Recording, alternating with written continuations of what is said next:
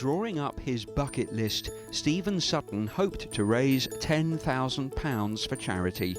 But his inspiring story spread online and millions of pounds were donated. I don't see the point in measuring life in terms of time anymore. I would rather measure it in terms of what I actually achieve, you know? What we didn't know in those final months was the backstory of how cancer had already touched his family. There's a nice little one, being a little tinker. His dad, Andy, survived bowel cancer twice. The second time just months before Stephen himself was diagnosed with the same thing. Only now does Andy feel able to talk about it.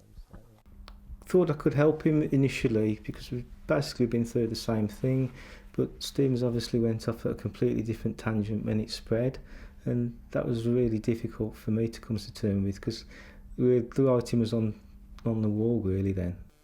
After his own treatment, Andy discovered he has Lynch syndrome, a genetic condition that raises the risk of cancer.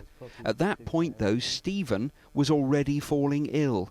Doctors didn't initially test Stephen for the condition or cancer, only discovering later that he had both. We're not in the blame game. We've got to accept what happened and be constructive and move forward, because that is exactly what Stephen was like. He didn't blame anybody. He just wanted to help other people in a similar situation, and really that's where I'm coming from now. He's in a way inspired me.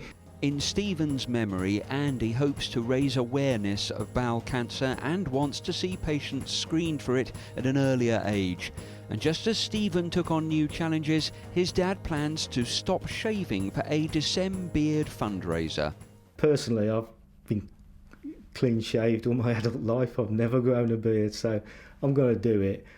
What are you going to look like, you think? Father Christmas, without a doubt. But, you know, if you're going to do it in December.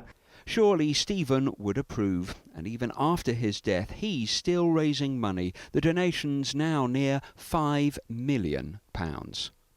Peter Lane, 5 News.